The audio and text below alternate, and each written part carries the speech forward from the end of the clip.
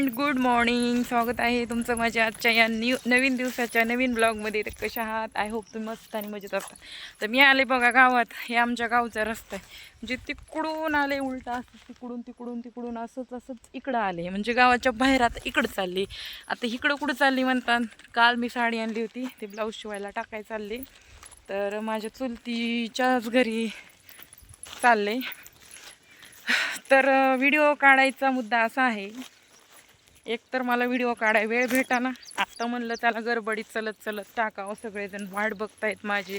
जितके मला पसंत करते तितके लोक व्हिडिओची वाट बघत आहे. त्यासाठी मी म्हणलं चला आपण व्हिडिओ बनवू. तर हे बघा, इकडं आमच्या गावची शाळा आहे. तिकडे दिसते लेकरं खेळायला. ते माझी मुलं खरं तर मी इथे शाळेत टाकणार होते, पण विषय काय झाला माहिती आहे का? आमच्या गावात नदी आडवी असल्यामुळं पावसाळा आला की गावामध्ये खूप पाणी येतं. गावात म्हणजे त्या नदीमध्ये पाणी येते. आणि पाणी आलं की मग लेकरांना रोज चिखलाचं बेजारी. हो का, असले रस्ते आमच्या इथं मातीचे. इकडं काय डोंगर बी नाही म्हणायला, खडकानी जायचं. अगर खडकानी पाणी जाणार आहे, ते पाणी जागेवर थांबते. मग उगाचच आपल्याला जास्त लक्ष नाही देणं होणार. त्याच्यामुळं टाकली बाबा तिकडं. त्यांच्या नशिबानं स्कीम आलती, टाकले. शिकायले बिचारे चांगले, पण मी त्यांना कधीच काही कमी करणार नाही. एवढं माझं ध्येय आहे. आता नवऱ्यानं सोडून दिलं, एकटी राहिले म्हणून लोकांनी लई अंदाज लावले आतापर्यंत. अजून बी अंदाज लावते. तर बापरे, आमच्या गावात तर भरपूर अंदाज. भामट्यावानी काय बघते ती आता जाता माणसाकड. काय विचार करीत असते त्यांच्या मनात. मला तर वाटते मी त्यांच्या डोक्यातच बसली असेल. घेण्यानं देण्याचं कसं जळकुटे लोक असतात काही त्यांना देखवत नाही. परत आपण एक कलाकार आहोत, त्यांना ढेकळं नीट बसून संडासला पण बसता येत नाही, पण ते उगं दुसऱ्याचं अंदाज लावतात. पण लावू द्या, मी तर घाबरत नाही बाबा कोणाला. कसं आहे, लाईफ आपली आपल्या परीनं जगायची. कोण काय अंदाज लावतंय ह्याचा विचार जर करत बसलं तर लोक जगू काय हसूसुद्धा देणार नाहीत. आपलं हसणं सध्या हिसकावून घेतील. आणि ह्या जगात कुणी अमर नाही. त्याच्यासाठी माझं एक मत आहे की बाबा, आपलं आयुष्य आहे तोपर्यंत आपण जगून घ्यायचं.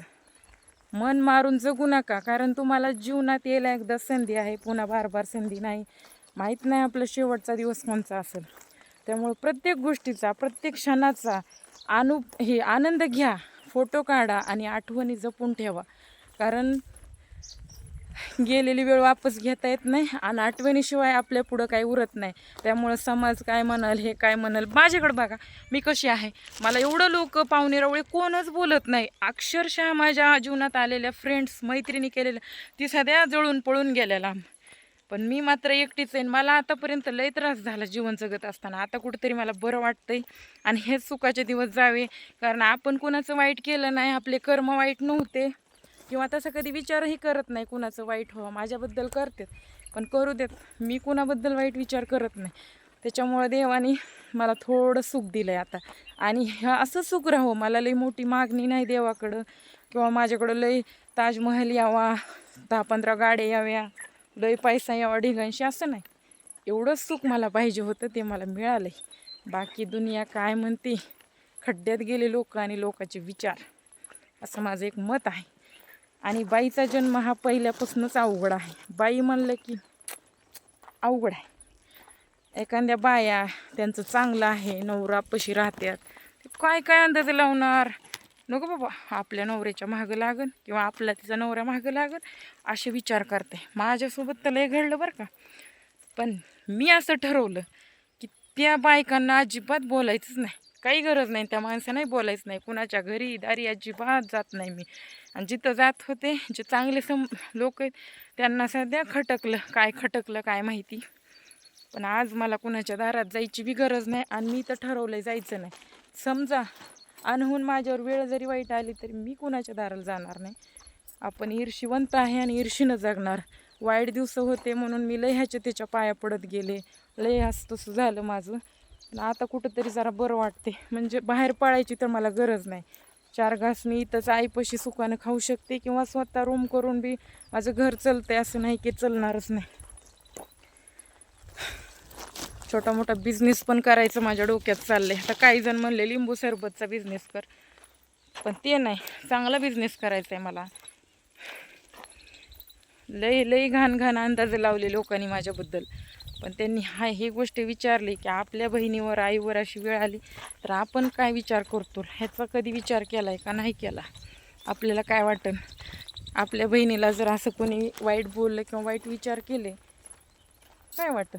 पण आजच्या कसं झालं आहे, आजकाल आपलं बाबून लोकांचं कार्ट. आपलं म्हणलं की सगळं चांगलं आहे, दुसऱ्याचं म्हणलं की सगळं वाईट आहे, मग ते चांगलं बी असू दे असे लोक आहे. आमच्यात इथं कोणी असे व्हिडिओ काढत नाही, मी काढते. बरं असो, मला खूप काही तुमच्यासोबत बोलायचं आहे. कंटिन्यू करा व्हिडिओ. आता मी इथं आले तर ब्लाऊज वगैरे शिवाय टाकते. कसं दुसरीकडे व्हिडिओ काढाय जिथं पटत नाही तिथं नाही काढावे, आपलं पर्सनल काढावं असं मला वाटते. तर कंटिन्यू करा, चॅनलला सबस्क्राईब करा. भेटू थोड्या वेळात.